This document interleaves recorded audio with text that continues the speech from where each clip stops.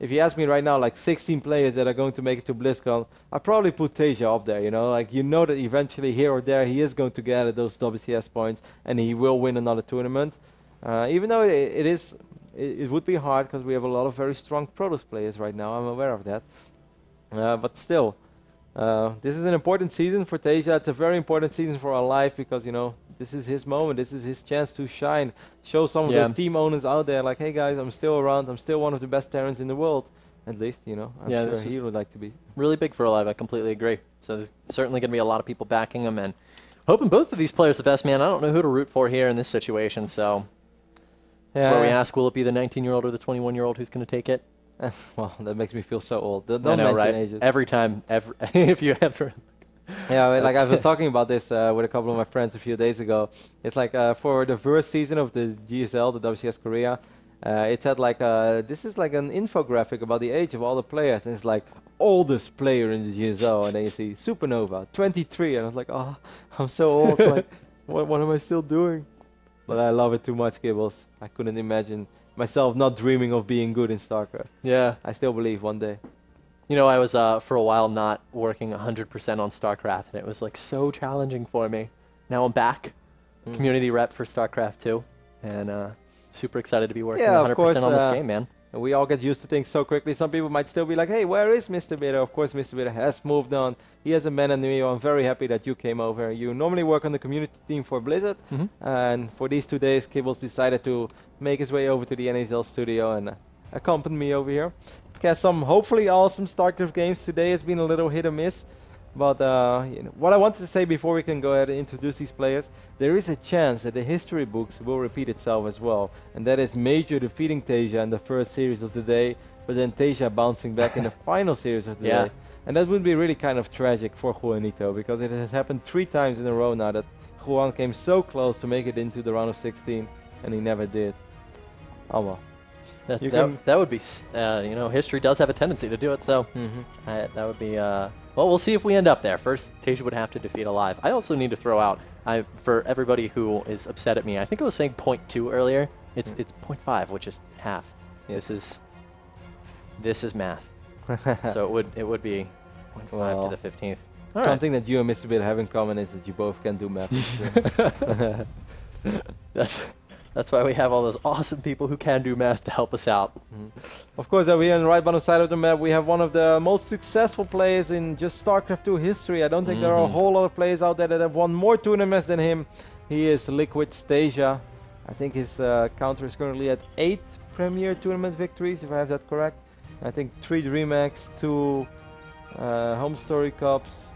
He won an MLG Summer. He won maybe 2 Aces Rocks as well. I guess that makes 8. Either 7 or 8 is ridiculous. I guess just MVP has won more tournaments.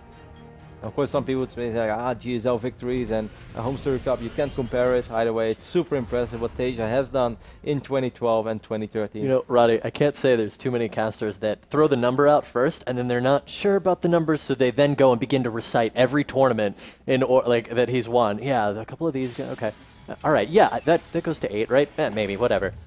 It's awesome, man. Well, that's just the way it goes. I know in 2012 that was like the summer of Taeja. Taeja won his first MLG winter. I don't. It was like a winter arena, or it was at least one of the tournaments that was played at the MLG office.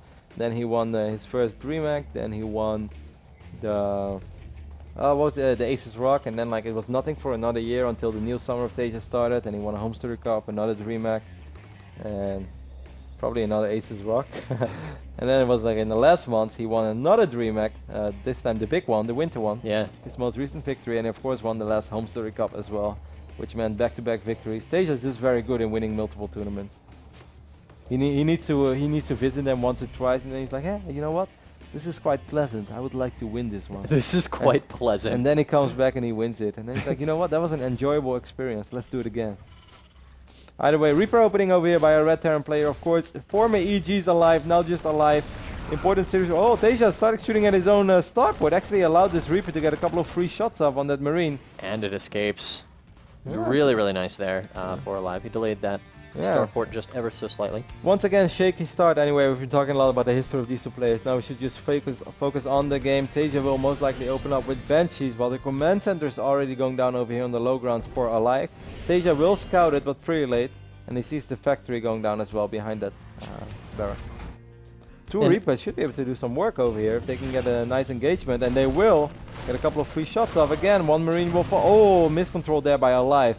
If he would have been able to kill this second Marine as well and then regenerate, that could be really annoying, because that would force Taeja to keep this Banshee at home for a little bit, or force him to produce a Hellion to deal with these Reapers, because if it's only 2 Marines or 3 Marines against 2 Reapers, eventually you are going to lose that war.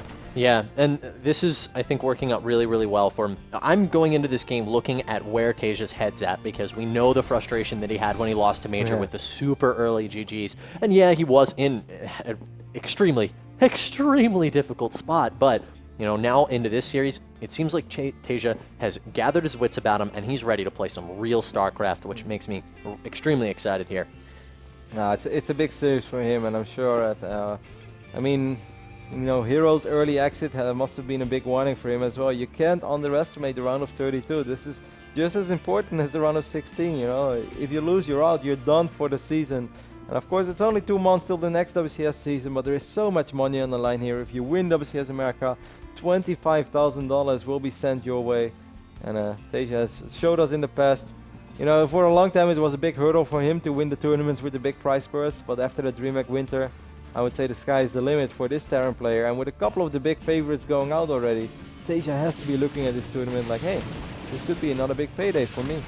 Really nice that Taeja was able to pick off that SCV before the missile turret was completed. A couple more are going to be tasked on it, but they're going to be picked off as well. Third, fourth one coming down. If he target fires those as well, not going to complete. There's one more, 2 more SCVs. And he's afraid of the scan, so he does back up safely and extremely intelligently. Nice damage there from Taeja on that Banshee. Solid start, kind of what you're looking for, at least you know, a few SCVs, not like in this game against Major where he got absolutely nothing done, which once more was just very impressive by Major, reading the situation very well and having units in the correct position.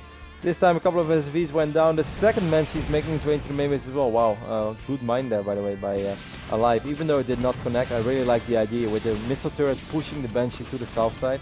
Now it's at mine. Oh, there's a good chance that this Banshee is going to die real soon. Taeja does a very nice job, though, with that Banshee in the bottom right managing to escape. And it managed to pick up a couple kills as well there, too. So this is looking really good for Taeja. You know, to kick off this game, he is tied on workers and has a very nice tech position with a Raven, 2 Banshees, and a Viking on the way. Yep, those 2 Banshees still alive. It's actually awesome. Often you see players kind of sacrifice their Banshee. You know, you pick up a few SCVs and like, that was kind of worth it. You know, I lost my Banshee, but I killed 6, 7 workers. But it's much more awesome to kill 4 or 5 workers and then keep those Banshees alive, repair them, and for the rest of the game, these Banshees are going to be useful. They have such high DPS, so they can put out so much damage on siege tanks, especially if those tanks are exposed to slightly out of position. It's definitely worth to keep them around a little longer. And notably, Alive is going to be going for mech. 2 more factories go down, and exactly what you were just talking about, Roddy, with those Banshees against siege tanks, there's going to be a lot of siege tanks to take advantage of. So this is going to force Alive to try to siege back some of that air control, because you can't just have 2 Banshees running around at their own free will. No way. You know, he's right now, what is he actually making on his starport? Looks like a Raven. Okay. Yeah, he's going to need a way to deal with these. He's got 2 Vikings for the moment. Vikings are doing an excellent job and just keeping a close eye on everything that Taeja could potentially do. Taeja is still having that tech lab on his starport, so he's only able to produce a single Viking at a time. He's going to make his way across the maps, try to see if he can make something happen over here. Army supplies 42 against 26. He has mustered out a surprising amount of Marines, and with these 2 siege tanks, there's actually a very realistic shot that Alive is in a lot of trouble here. These Vikings are going to take a little bit of damage as well. There is this one Widowmine over here, though, which will shoot on one of these Banshees, but not take it down.